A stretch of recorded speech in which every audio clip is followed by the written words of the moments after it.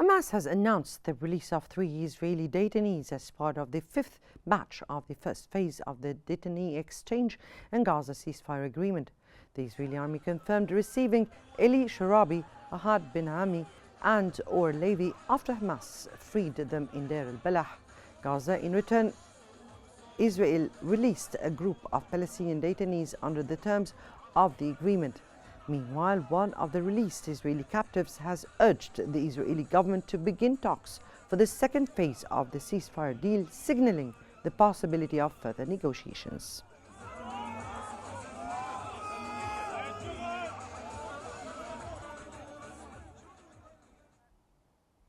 A bus carrying a group of freed Palestinian detainees has arrived in Ramallah after their release from Israel's Afar prison as part of the ongoing ceasefire agreement. Under the deal, Israel has agreed to release 183 Palestinian detainees, including 18 serving life sentences and 54 with high sentences. The list also includes 111 detainees from Gaza arrested after October 7, 2023.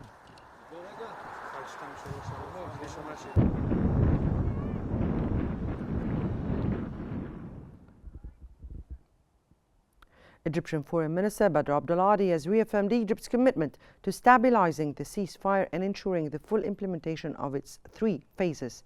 In a phone call with Portuguese Foreign Minister Paulo Rangel, Abdulhadi stressed that any post-war plans for Gaza must maintain Palestinian unity and include the return of the Palestinian Authority to the Strip. He also rejected any forced displacement of Palestinians during the early recovery and reconstruction phase.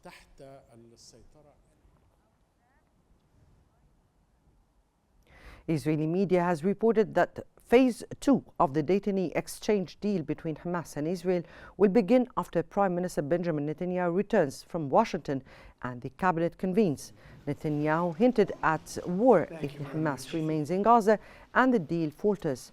The US reportedly supports Israeli military action if Hamas violates the agreement or negotiations fail. The US will take over the Gaza Strip and we will do a job with it too. We'll own it and be responsible for dismantling all of it. US President Donald Trump has stated that he is not in a hurry to implement his plan to take control of Gaza and redevelop it. Speaking alongside Japanese Prime Minister Shigeru Ishiba, Trump reaffirmed that the US does not need to deploy ground troops in Gaza. US Steel is a very important company to us. It was the greatest company in the world for 15 years, many years ago, 80 years ago. Palestinians who were forcibly displaced to southern Gaza are now returning to their devastated homes in Gaza City and the north after more than 15 months of war. Israel's destruction of infrastructure aimed to force migration, but instead, Palestinians remain determined to stay on their homeland.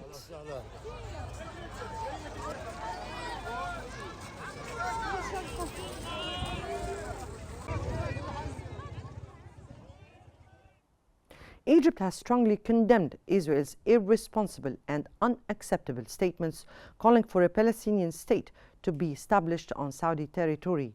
These remarks, which directly undermine Saudi sovereignty, bluntly violate international law and the UN Charter. In a statement, Egypt reaffirmed that Saudi Arabia's security and sovereignty are red lines.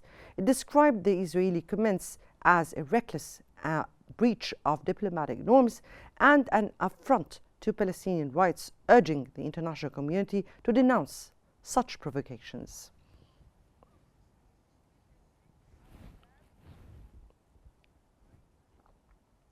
Hamas has condemned US sanctions on the International Criminal Court, the ICC, saying they reward Israeli Prime Minister Benjamin Netanyahu and his government while undermining justice for victims. Hamas urged Rome Statute signatory nations to take concrete steps to uphold international law and protect global stability.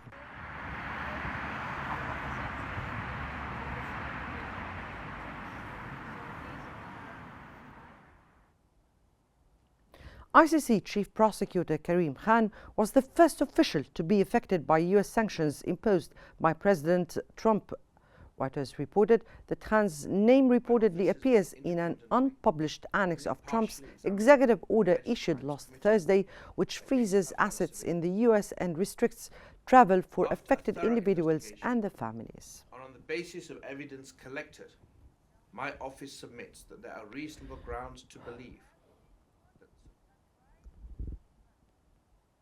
A coalition of 79 nations has voiced support for the International Criminal Court, the ICC, warning that US sanctions threaten global justice and weaken international law.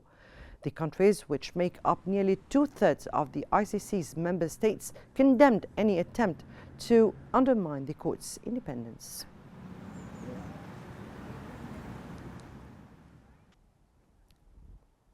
The International Criminal Court, the ICC, is the world's first permanent and independent tribunal dedicated to prosecuting war crimes, crimes against humanity, genocide, and crimes of aggression.